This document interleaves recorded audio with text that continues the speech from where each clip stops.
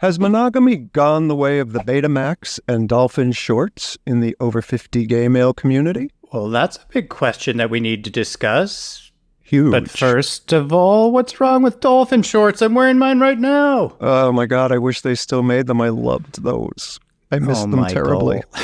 Let it go. Hey, everybody, welcome to No Two Gays About It, the show for the over 50 gay male, all about over 50 gay men, and hosted by two, you got it, over 50 gay men. Hey, I'm Tom Burke. And Michael Foley. And today, apparently, we're going to talk about dolphin shorts, or more importantly, monogamy, and is it still part of our community? So, Michael, where'd this question come from? So at the end of spring, I had a very hot and heavy romance with someone who was going to be leaving the country. And so it was sort of all bets are off and just sort of dove head into it. And he challenged my views on open relationships versus monogamy. And so this summer, I did a very deep dive into open relationships here in the desert. Ooh. And I did something that I just don't do and haven't done since the 90s, and that was date men in open relationships and who are married. Okay, well, this is getting kind of juicy, and I'm up for this. But hey, because I am so out of everything, I think first you're going to have to help me and figure out what are the actual types of relationships that are out there in the community. Okay, but how about before we start, let me ask everybody to please click like and subscribe. And if you want to get a notification when we drop a new video, just ring that little bell and you will be up and ready to go when we are. Okay, perfect. Yes, please, everybody, like and subscribe. All right, so now, before we get into the juicy details, because that's what I'm here for, I know monogamy. I am married. We all know that. I talk about it all the time. You guys are sick of me talking about my husband. So I get monogamy. What else is happening out there? I don't know. So we have polyamorous relationships, which are more than two people. And that's where just they all commit to each other and work as if, like you and your husband Scott do. It's a relationship. Okay. But what I found in those relationships is that they're also non-monogamous outside of however many are in the polyamorous. And then besides that, we also have the open relationships, which I know you do know. So that is, guys who are married or who wear that ring and still pursue other activities outside of the relationship. Right. Okay.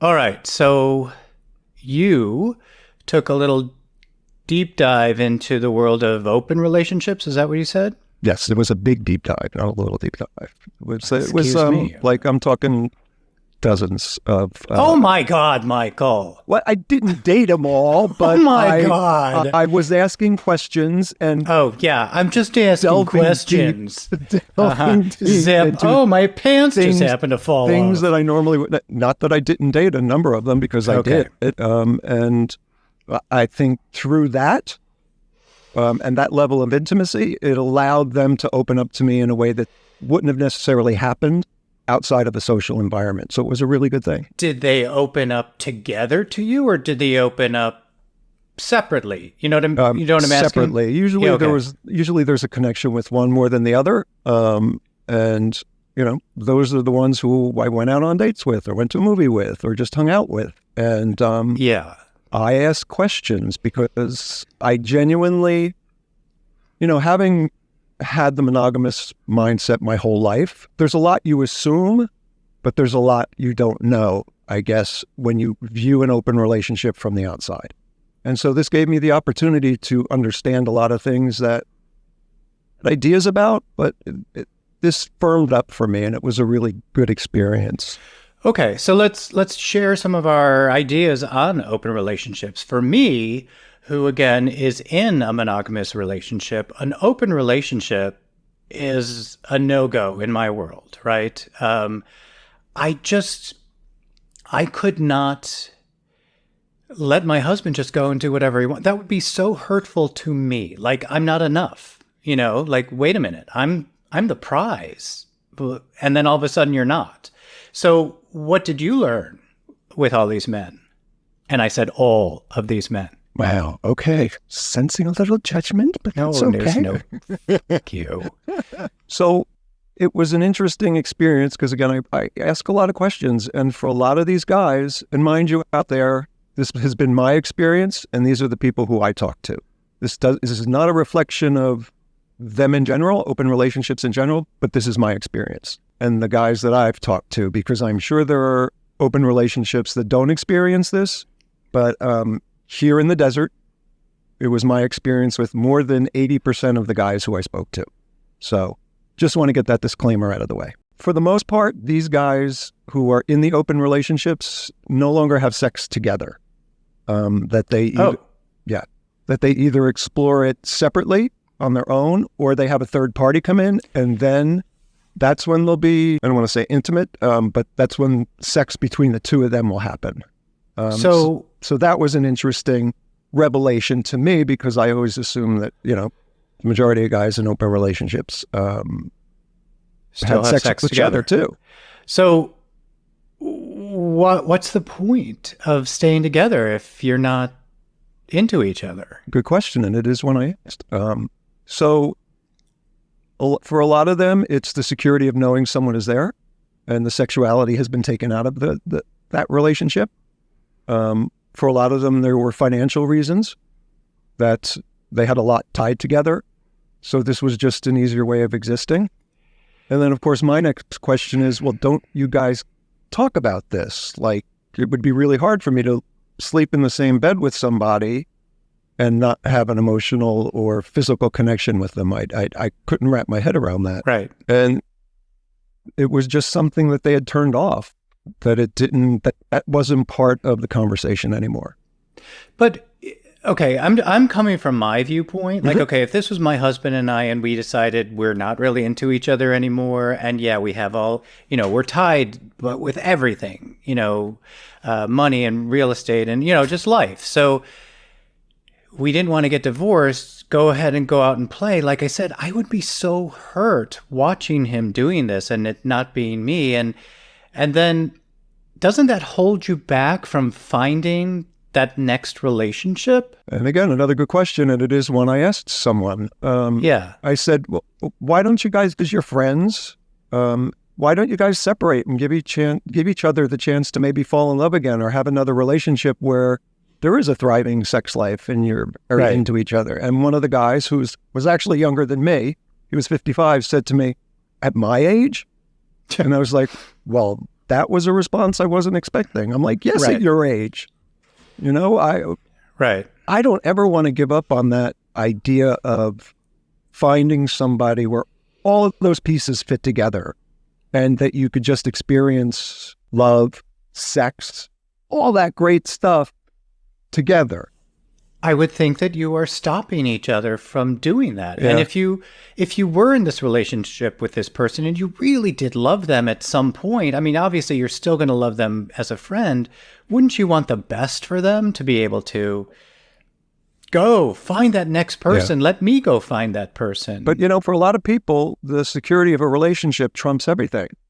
And, that has to be okay. But is it a real relationship? To them. And see, this is one of the things I learned, because, again, viewing it from the outside, sometimes we put judgment on what we perceive. And to step into and understand that for them, that is enough. And that's how they want to stay together, then more power to you. If it's a healthy relationship. Even if it's one without sex, I think that's awesome. But unfortunately, what I found also was that there was a lot of stuff that wasn't being confronted. Because it was my experience, and this goes to about 99% of the people who I either spoke to or went out with or had relationships with, that there's one who wanted it more than the other. Right. And so the other one just sometimes goes along for the ride. Because there was one experience I had with these two guys where one just got up and left the room. And I said to his partner, did you want to go check on him? Is he okay? And he went, he does that all the time. It's okay. And what was off-putting for me is that's how I felt. I was like, well, the whole mood has changed, and I'm not okay. So I just feel like I have to go because it felt wrong to me. If wrong. Okay, I want to make that clear during this entire conversation that this is my experience. I mean, we get that. I mean, you and I are just having this conversation. Yeah. We're just starting this. Other people are going to join in, but we get it. These are just our opinions about everything as well. But okay, for me, in my circles that I'm in, pretty much everybody is in a monogamous relationship. And there are those few couples that are having problems, and then one guy is going out and playing around, and the other guy is drinking way too much because he's so unhappy, and then all of a sudden they break up. Open relationships aren't like open. Nobody's really talking. If somebody's having them, we're not hearing about them. We're just hearing about, everybody's traveling and finances and whatever married couples talk about. All right. So that's the open relationship. Explain to me this poly. And what does poly stand for? It's just more than two people. So did you experience it could be that? 4. I did experience it, but that was not one that I went more intimately into. It was just one that I had conversation about. And a lot of the dynamic was exactly the same as the open relationship. Yeah. That there really was no difference between it. It's just there was another person. But that other person is permanent. Open relationships, they come and go, permanent. Right? What happened in one of the poly relationships I was talking to someone about is that they brought in a third, and within 8 months, the third left with the other partner who wanted the poly relationship. Now, that is something I have seen where it's like, oh yeah, we're going to be a throuple, and then all of a sudden, the one guy's it feels like it alone. Opens the door for somebody to split. Yeah. So back to me, because it's all about me. I have and anybody who's in a committed monogamous relationship, especially long-term as I have, will understand this. It's a lot of work, but it's a lot of work juggling not only my emotions and my moods, but also my husband's emotions and his moods, and trying to juggle them together, and to bring in a third or a fourth and then have to deal with another person's whole personality. And oh my God, it would be so much work to me. And again, it just, to me, when you add in another person, another part of you has to step behind. Yeah. It's like, it's not about you anymore. It's about these 4 people over here. And which is kind of the same. Like I said, the dynamic was almost identical, because it's the same in an open relationship where you're stepping aside for however long your other partner is out doing whatever they're doing, or there's a third person involved, right? Right. And I just want to share a couple of these guys, something that they shared with me. Because this was one of the people who didn't want the open relationship, but did it because his partner did. And he was talking about the anxiety he experiences when he knows his partner's out doing something. I could just feel that. I know. But again, it is what they chose. So I had to respect that. But he told me he started smoking again to help him deal with the anxiety. And that's where I went, okay, no, that's probably something that you need to look at or may want to look at, because that's a really unhealthy outlet. It's not like you're going to the gym to sort of, help yourself mentally. You started something really negative to help you deal with anxiety, which is also a negative. It can be a negative experience if you're not coping with it. And he acknowledged it. He was like, I know that this was, but it's what I need to do right now. And I said, I totally get that, because sometimes we do need that bridge to help us, to build that bridge to help us get to the other side and deal with the actual emotion, right? Right. So, okay. So you have experienced, some of these negatives. What are the positives of these open or poly relationships? What did you find? That there is a genuine love between the parties involved. And that is always a great thing. But with the guys who I spoke to and the guys who I was involved with, it felt like they gave something up.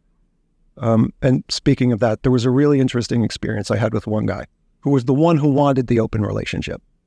And his partner sort of went in dragging his feet. And I asked him, I said, well, if that was the case, why didn't you take his feelings into consideration and try to figure out a middle ground, or you guys just separate? He goes, well, I'm never going to be with anybody who isn't going to allow me to have sex with as many people as I want to when I want to. And I said, he's like, I'm not giving that up.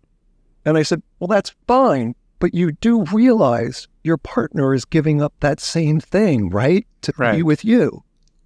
And I swear to God, he looked at me like I had 3 heads.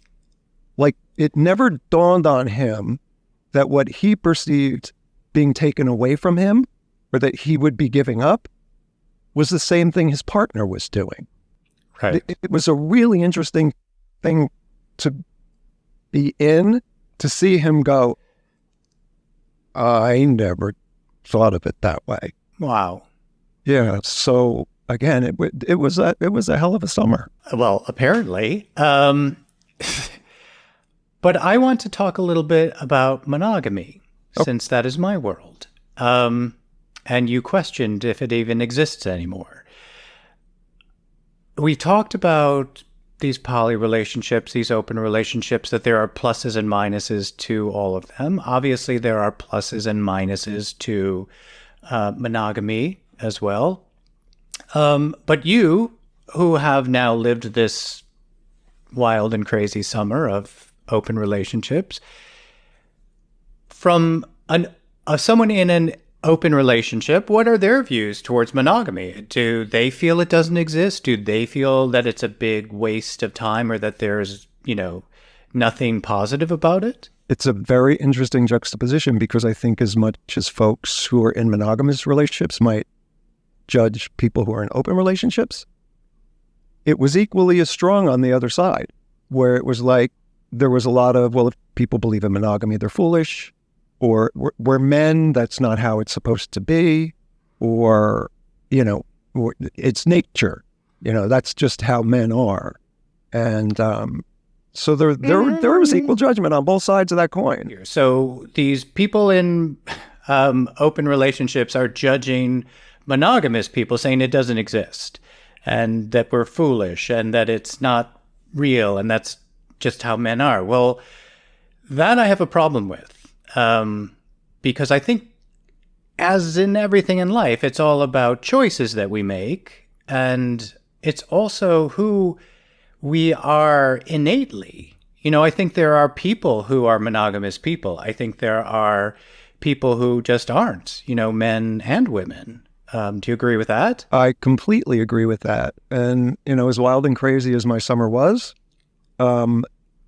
it brought me back to my core belief. And that is, I will never have an open relationship.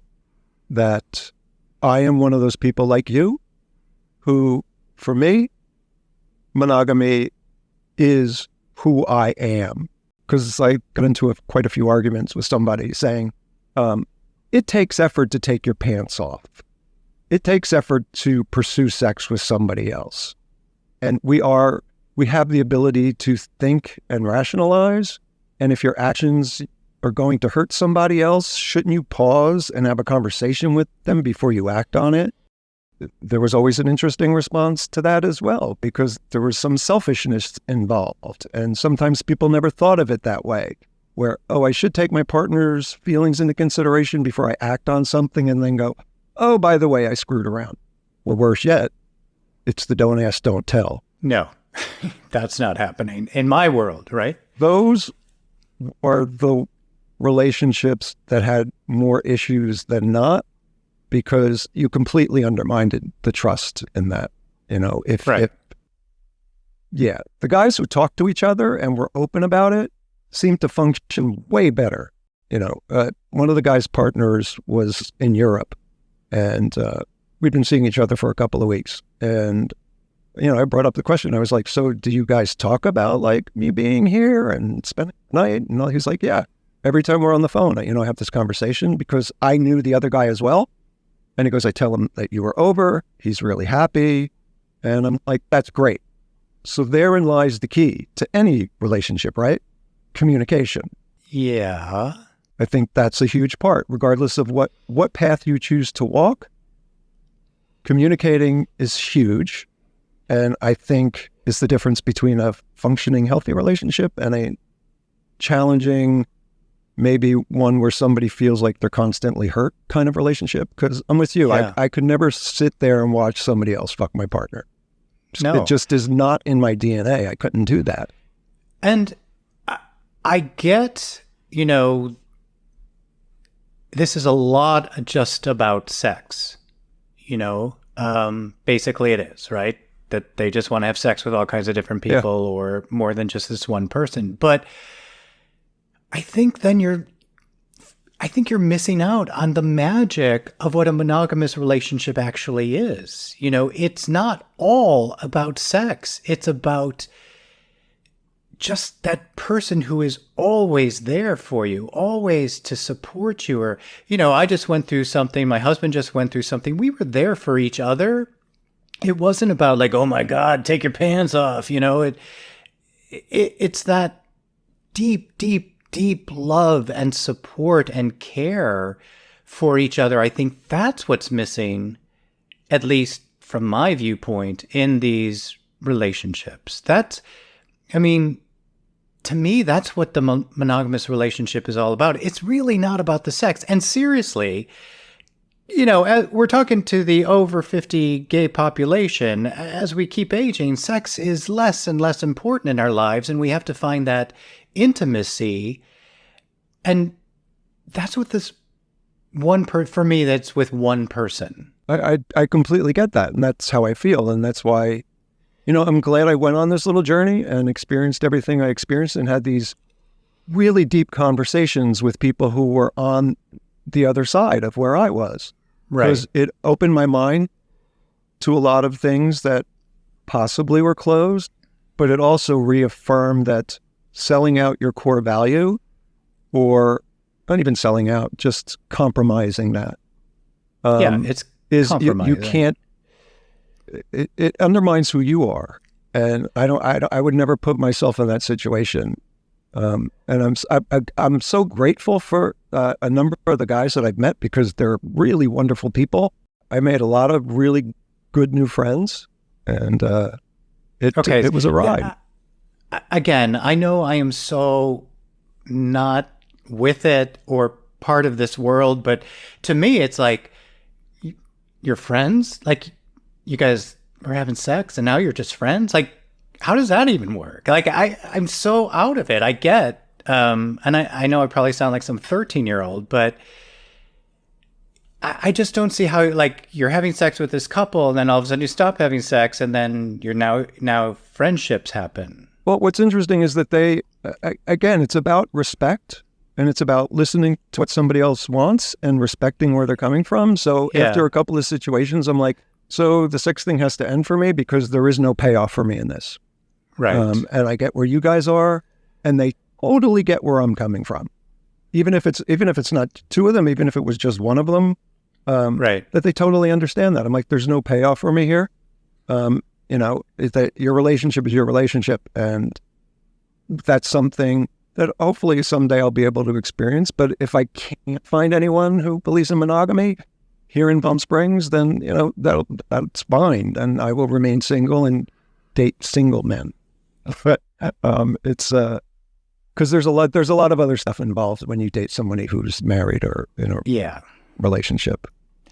I totally believe in monogamy. I totally believe in it for you, and we will answer that question you asked at the beginning.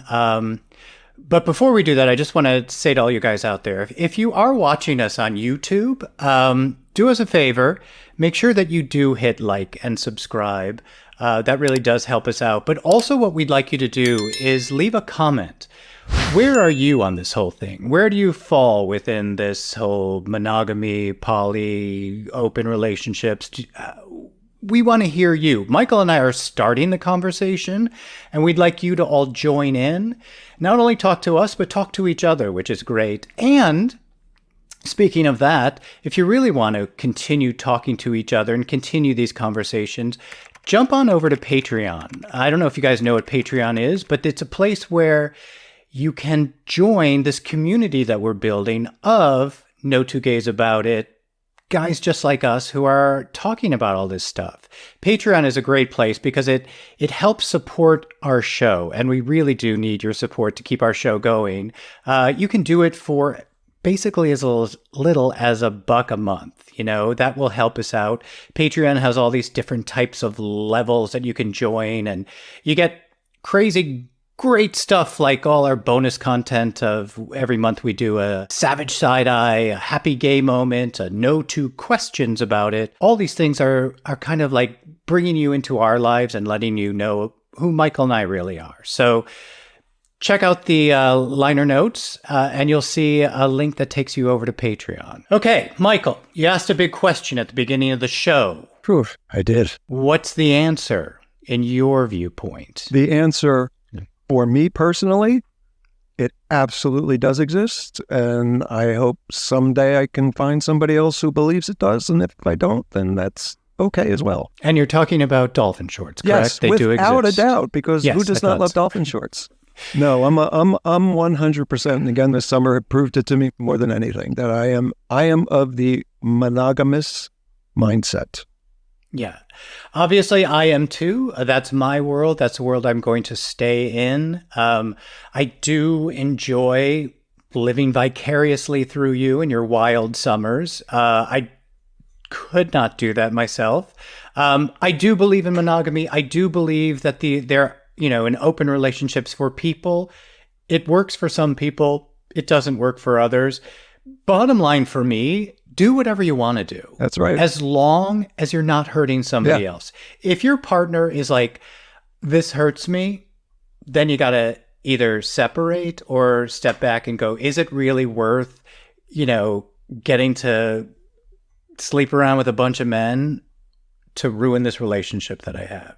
So yeah, do whatever works for you, And let's try to turn down the judgment on both sides of this coin, because you never know what goes on behind someone else's closed door or where they're at. So judging someone else's relationship, maybe not the best suggestion for all of us, because we all do it. You do you, and if you're happy, that is all that matters. I'm still going to judge absolutely everything you ever do, including wearing your cargo shorts while I'm styling in my dolphin shorts. Well, if they come back with dolphin shorts, I will give up my cargo shorts. What if they come back with dolphin cargo shorts? I don't think my heart could handle that. It would be too much excitement, and I would just keel over. I think we just discovered something new. For the over 50 gay male, cargo dolphin shorts. But do you have to wear like those knee-high socks with the stripes on them? No, I will never go back to those. I'm keeping my short socks because I'm not a fan of this new fad of the high sock again. Just not. Yeah, but if you get seen in no-show socks, it's such a boomer thing. Sorry. Okay. I own my boomerness. I embrace it. Everyone should. All of you guys out there, own who you are, whoever you are, whatever kind of relationship you believe in, live it as long as, you're all happy. Communication and honesty. I think those are the two keys to any type of relationship. Perfect answer to a crazy-ass question. And thank you for sharing your amazing summer with me. I can't wait to read some of the comments. And speaking of which, you guys could reach us across social media at No Two Gays About It. And you could also hit us up at Gmail, where it's no2gaysabout@gmail.com. Michael, we have a few thank yous to some of our people over at Patreon, don't we? And we want to send a very special shout out to our folks at the executive producer role, and that would be Kirk Bremer, Jason Cruz, John Bonasante, Lauren Javier, and Ted Zalewski. We can't thank you guys enough for your support and your faith in us and your faith in what it is we're doing here. Thank you. Yeah, thanks, guys. We really do appreciate it. Thank you all for watching or listening to us and for all of your amazing comments. We really do appreciate.